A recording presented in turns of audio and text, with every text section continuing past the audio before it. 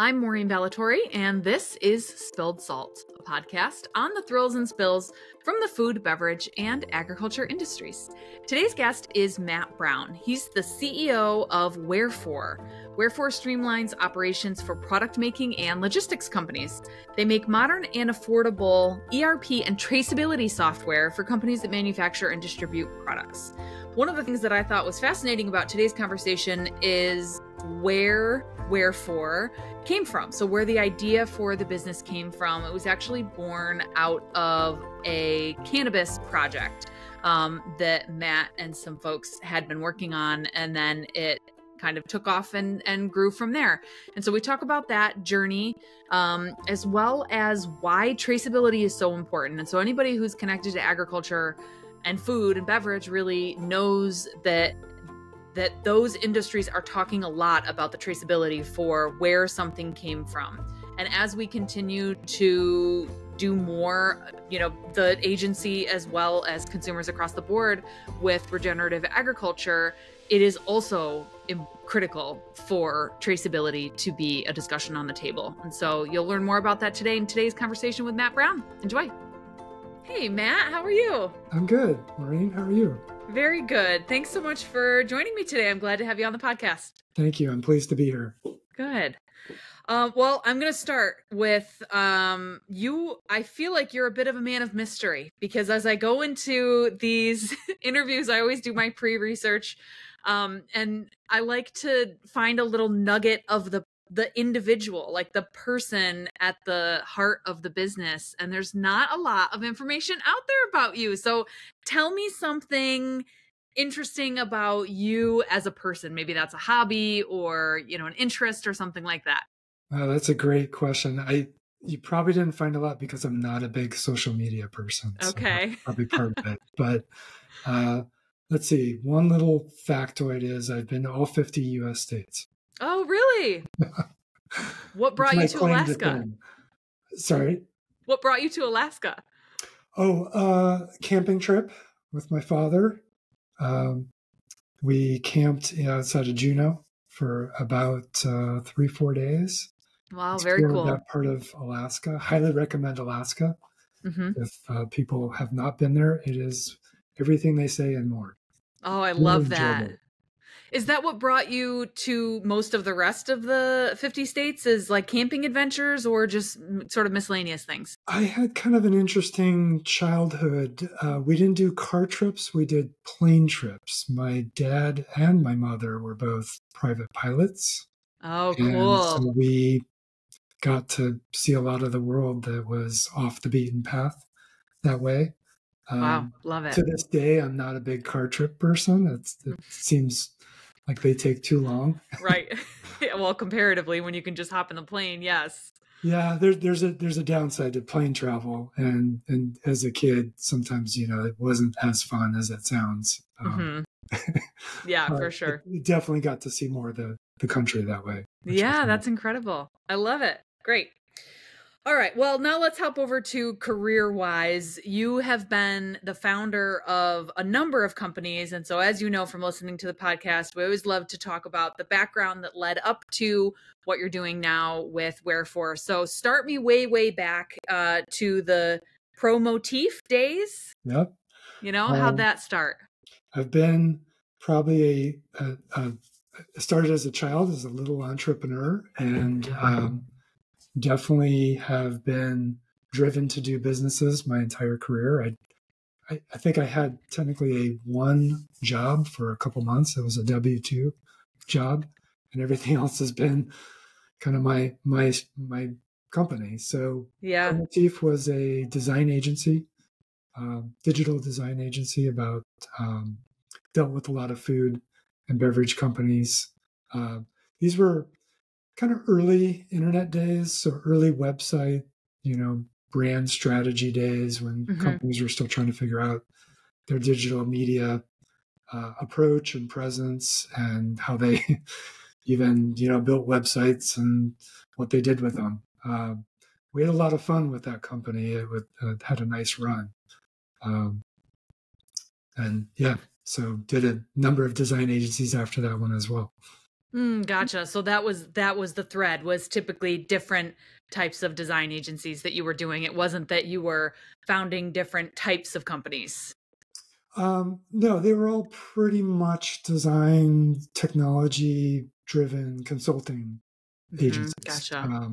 A lot of CPG companies, a lot Hmm. of technology companies. Hmm. Um, really, those developed, and I developed over the course of the internet developing, and um, learned a lot about kind of design and the approach to implementing and Hmm. bending the will of technology to what you need it to do, which of course, as we all know, doesn't always happen that way. Hmm. It Right. doesn't always want to do what you want it to do. And That's right. that kind of fascinated and frustrated me at equal amounts throughout my Right. career.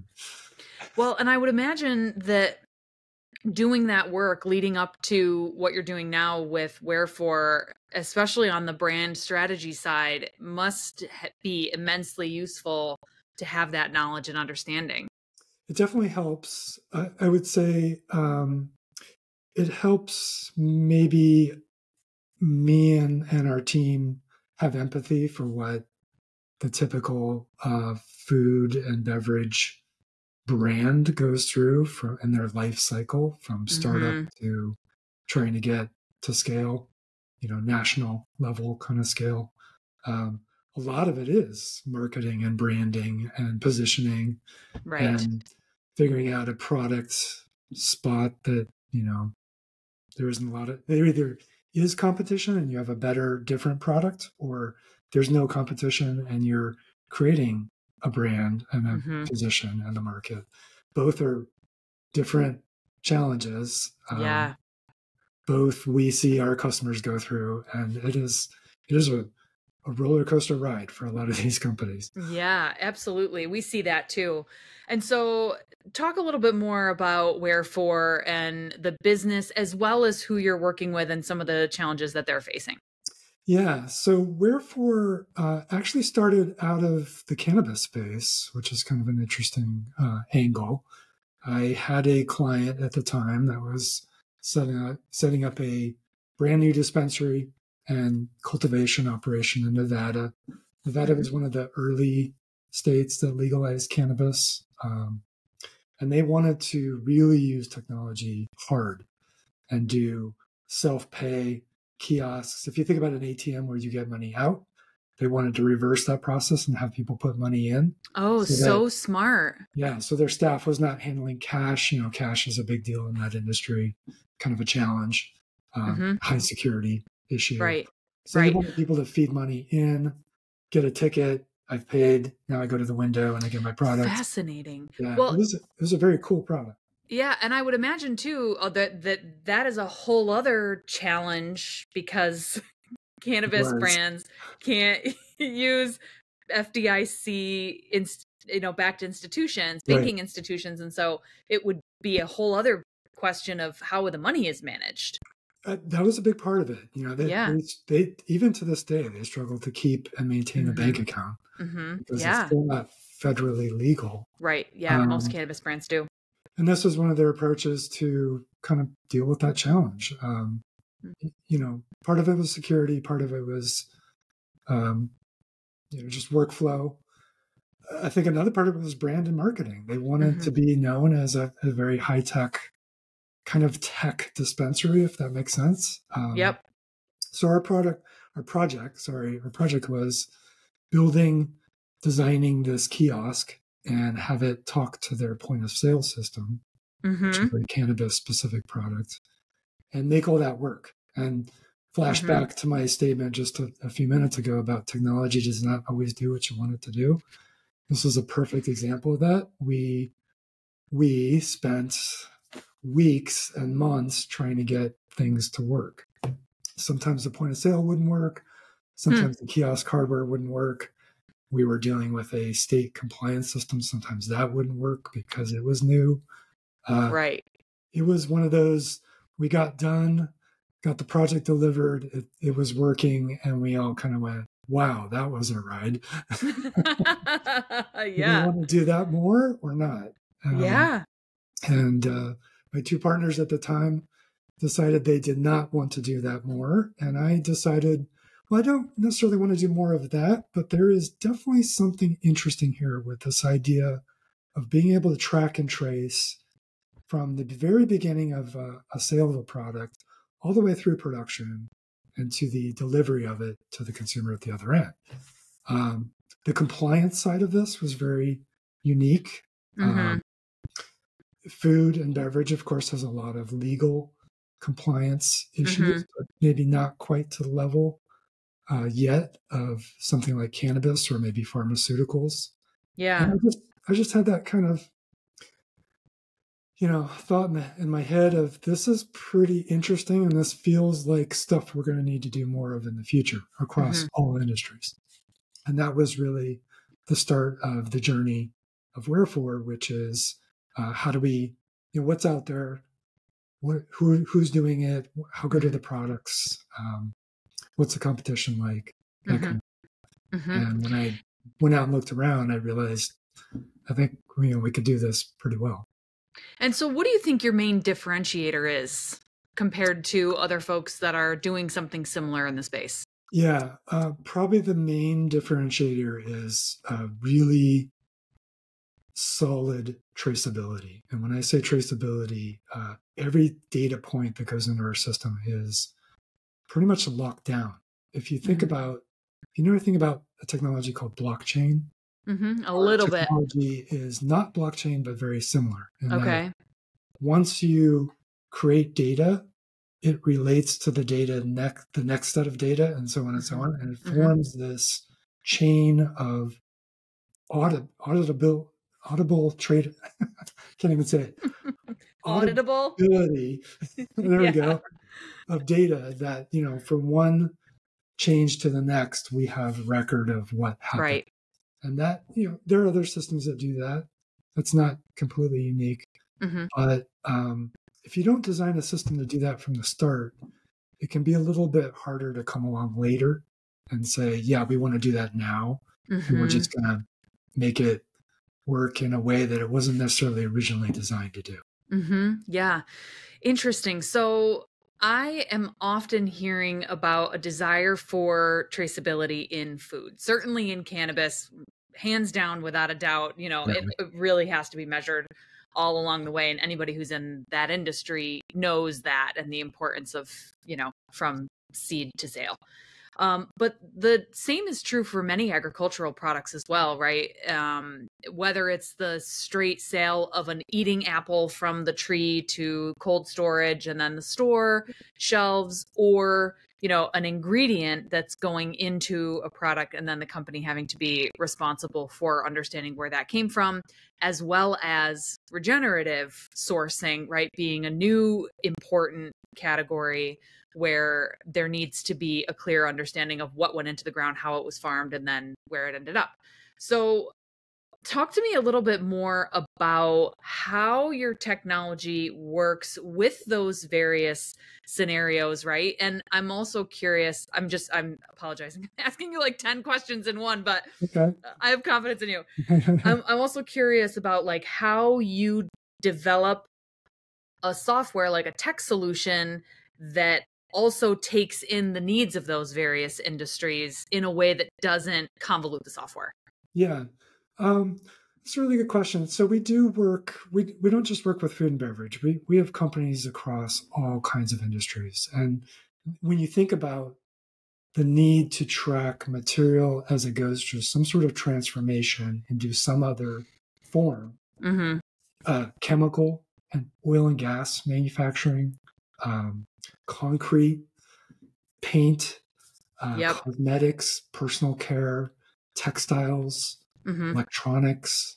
There are a lot of industries that have similar, they're all going to be slightly different and have nuances here and there, but they're pretty consistently similar in that they have various legal regulations and state and governmental compliance issues that they have to deal with. So our approach has been, fundamentally, it's just data. It doesn't, it might be a candy bar or a tank of oil. Right. It's a unit. It's a unit. Yep. Right. And there's maybe, a candy bar has I don't know, let's say 10 ingredients, and maybe a tank of oil has 3, and maybe a car has, 10,000. Right. But really, does the quantity matter? No, it's about how that data got transformed and what happens to it and what user did something to it along the way. So if you think about it in the abstract, the software has to be complex enough to manage that. Right. The specific nuances of each industry, a good example is food has labeling requirements. Right. We don't necessarily do the, here's the calories on the food product and the, the amount of zinc that goes into it. We don't do labeling to that level in our product. There are great products out there that specialize in that kind of function for food products. We could go crazy with those kinds of, very industry specific functions. So we don't. We try to stick to our knitting, which is managing inventory, dealing with the production of product, managing the data around that, and all the other business aspects of purchasing and invoicing and customer orders and things like that. Right. So rather than developing everything that a particular industry needs that you could, right? Like I think the point about the labeling function for food is an excellent example. You're really doing everything that could be needed related to traceability, inventory, production, the way things move through a system, regardless of the industry. So you're industry agnostic and you're an expert on the tool. Yeah, exactly. If you think about a system like ours, I view it as kind of the operating system of a business. The operating system gets you 80-90% of what you need your business to do, but every once in a while you need to hire a consultant or use an outsourced tool or what have you. And that's that other 10, 15, 20% of your business. Yeah. Well put. Thanks. So you have been CEO of Wherefour for just over 9 years now, and clearly know your stuff, right? According to your LinkedIn, it's 9 years. Yeah.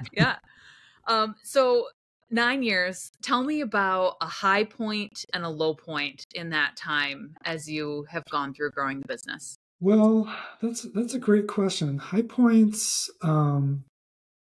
There are a lot of high points, actually. I really enjoy what we do. And I think the part of what I enjoy the most is seeing some of our customers and how they've grown, especially through things like a global pandemic, how they've managed to survive and thrive through that. Some of our customers were very small when they started with us, and we were small with them. And it has been neat to see how they've expanded, and I'll be traveling or be in a random grocery store somewhere and say, wow, that's our customer.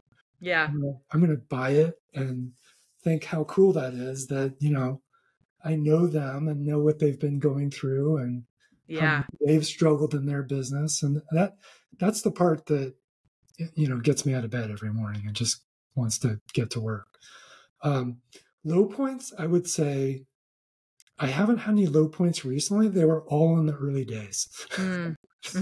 Low points were a lot in the early day. And anybody who has started a business from scratch can probably relate. There are days when you think, I'm working on something and putting life energy into something that I'm not 100% sure anybody's ever going to buy. There were a lot of those days early on when we were building our platform because it didn't do much in the very early days. It was hard to convince people to even use it, let alone put money to use it. And that is, I'm glad to see those.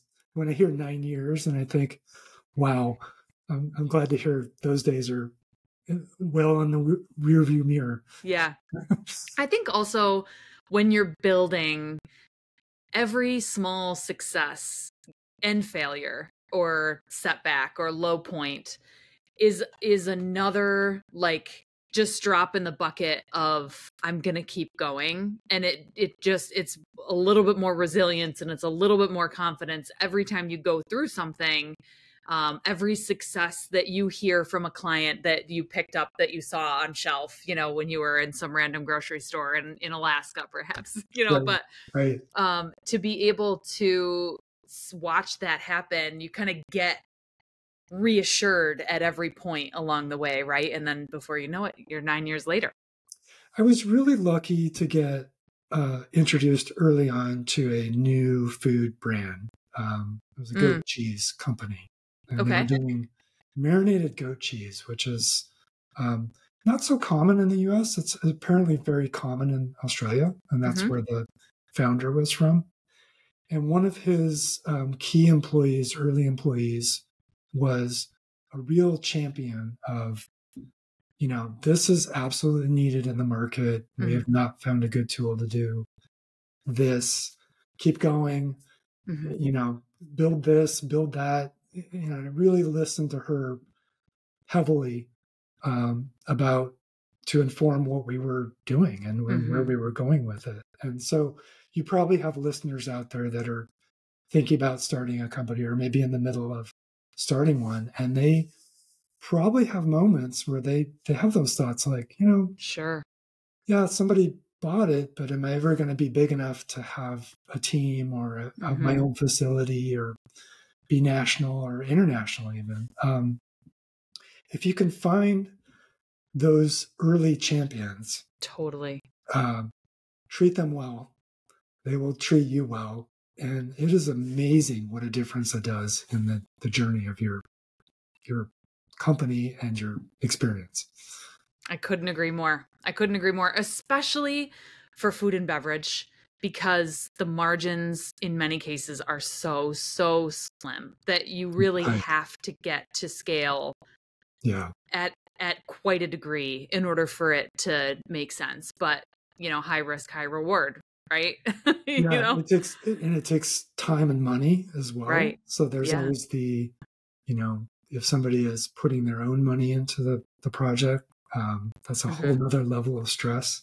Right. Am I ever going to see this back? Right. Ever? Right. Right. Yeah. Yeah. And like I said, it's that when you're going through those sort of self questions of, do I do this? Do I take this next step? Do I take this risk? It goes back to, it goes back to the reassurances of building that resilience from before that we were just talking about, right? Which is exactly why I always like to ask anybody who comes on the podcast about their background. Because it's not just about what you're doing now. What you're doing now is fascinating. It's important work. You're contributing to the industry, but there's all the things that came before Wherefour that led you here, right? And that made you the perfect person to do this work. It is definitely not a straight line. If you had asked me 10, 20, 30 years ago, would I be doing this today? I never would have guessed. I would be doing manufacturing software. I've always been fascinated by manufacturing, probably even as a kid, but it was one of those serendipitous, just like you said, a series of life experiences that gave me the aha moment that there might be something here, and also the set of skills required to even attempt to try to solve something. Yeah. I think that's also part of it. If I was thinking about a food business, there are so many skills required to make it successful. And some people have more of one or two than the other. And some people are very generalist and have 10 skills. And maybe you don't go really deep in one or two that they might need. It is interesting. I think it's very key to ask people how they got to where they got, because it's probably never a straight line. Right. Yeah. Yeah. I totally agree. It's one of my favorite parts of the show is understanding the background for people. So I want to shift this conversation a little bit to more forward thinking. We were just talking about, that you have a specialized software for a particular need that is really industry agnostic. So when you think about rolling out new features or new integrations or things like that, how do you approach research and development for your new, updates to the software? Well, the good news is we have some pretty good customers that have very strong opinions about what they want to see. Yeah. And that probably drives about, I don't know, 70 to 90% of what we actually even know we want to build. The other parts of that we look at various industries and think about things that they need. We definitely look at the landscape of the market and see how we fit against all the other companies that are trying to solve the same thing. And also try to keep a very, 2 to 3 year window out about these might be the problems and challenges now, but what are people going to be dealing with 3 years from now? AI is one of those things that probably has great potential to add a lot of value to a lot of companies and their workflow processes, and also has great potential to be very disruptive and game-changing, not necessarily in good ways sometimes for companies as well.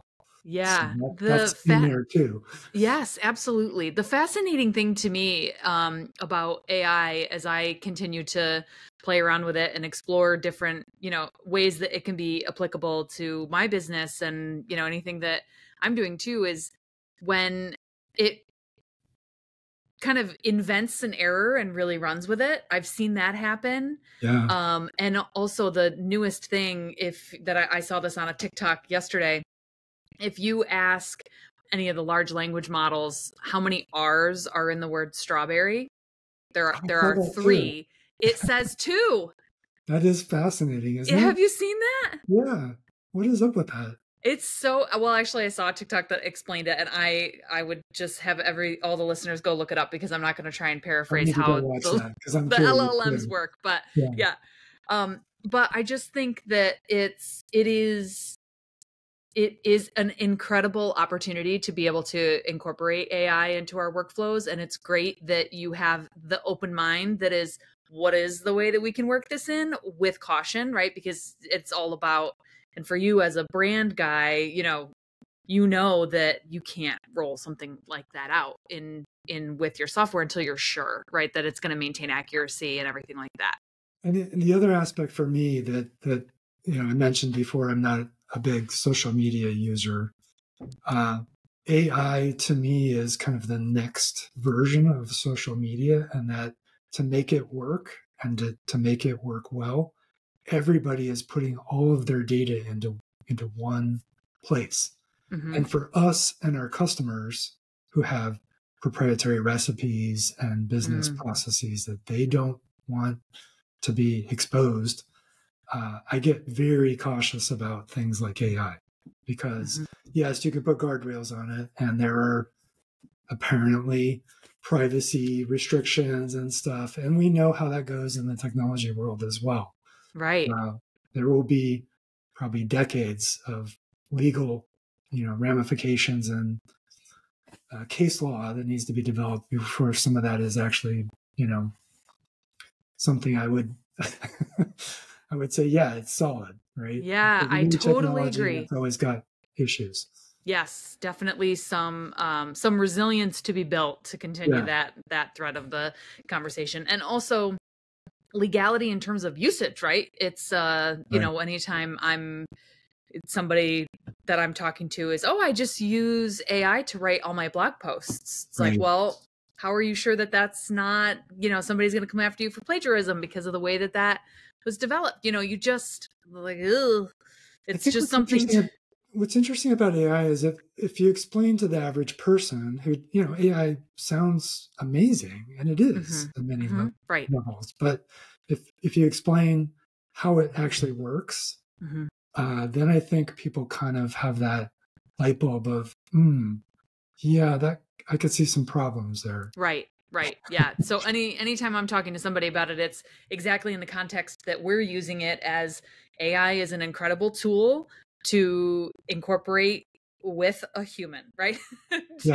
For a human to, kind of with ethics and integrity, apply it to a tool or to a business. Yeah, I totally agree. Yeah. So last question for you. Tell me a little bit about what's next. What's next for the company? What's next for you? What's on the horizon? Well, let's see. What's next for us is we're tackling, we said a lot of industries have compliance issues or compliance challenges. We are tackling that in a big way with our next push, and that is to solve compliance and kind of critical control procedures across multiple industries. So if you think about, I might need to test material as it comes into my warehouse. We have capability to do that now, but can you stop somebody from using it, or can you move that off to a different process and have some control refinement of it, and then it gets kicked back into that process again? Oh, interesting. Kind of a control workflow. I see. To think about it that way. Yeah. I toured a very large winemaking facility on the East Coast recently. It was fascinating. And so I was there when they were receiving trucks of grapes, and so one of the trucks that had been trying to come in needed to be rejected because the truck was contaminated. And so, it was like, well, that doesn't mean that the grapes are necessarily contaminated, but in that case, if the truck, then the grapes, it all had to be contaminated. But if there was a way for that not to be waste, right, and for it to be remediated in some way, and then, like you said, kicked back into the process, that would allow for some optimization. That's exactly the kind of challenge that we're looking to solve. One of my most favorite manufacturing experiences was visiting the Gallo facility out here in California. That's the facility that I went to go see, Gallo East Coast. Oh, East Coast. Okay. Yes. Yeah. They did it at that scale on the East Coast too. That's pretty. It's not as big as the one on the West Coast, but yeah, it was a Gallo facility. Yeah. So you see all these, to paint the picture, you see all these giant semis loaded with grapes come in, and they kind of like a dump truck, they dump the grapes into this giant crushing facility. Yep. It is wild. Yeah. I also, I don't know if your interest in manufacturing came from watching too much How It's Made as a kid, but yeah, probably. yeah, me too. And so I love to go see a facility. It's one of my, I won't go down the rabbit hole of some of the coolest that I've seen, although we could probably compare some notes about like cool facilities. Yeah. It's just such a fascinating thing to get an understanding of the background, and for you too to be industry agnostic, like we've been talking about, and see the controls for something like pharmaceuticals, oil and gas compared to food and cannabis is, got to be so fascinating. It is. If you get a chance to see a cannabis cultivation facility, I have. Pretty hard to get into those because, of course, they have to lock them down. But it's another kind of fascinating process. It's farming, but not farming. Right. It's greenhouse, but not necessarily greenhouse. It's a very interesting mix. Yeah. Yeah, I agree. New York State, which is where I live, was recently legalized recreational use of cannabis. And so as that was coming online, I've been able to tour some processing facilities as well as some cultivation as well. And again, another conversation that we could have like kind of as a standalone, but yes, really fascinating to see how all of that works. Yeah, that's great. I'm glad to know that Gallo has a facility on the East Coast. That's pretty fun. Yeah. Next time you visit your parents, if you're looking for like the next place to fly to, I'll let you know the nearest airport there. Sounds good. Yeah. Awesome. Matt, thanks so much for joining me today. Really appreciate being able to hear your story and talk a little bit more about the brand and your background and your interests, and learn a little bit more about you. So thanks so much for taking the time. Thanks, Maureen. Likewise. Yeah. Thank you for listening to Spilled Salt. I'm your host, Maureen Ballatori. Spilled Salt is an Agency 29 production. Agency 29 is a brand building firm for food, beverage, and agriculture brands. Learn more at agency29.com. For more information about the podcast, visit spilledsaltpodcast.com. Use that website to send me questions or recommendations for future guests. I always love hearing from you. Spilled Salt is available anywhere you enjoy your podcasts. Please like and subscribe so you never miss an episode.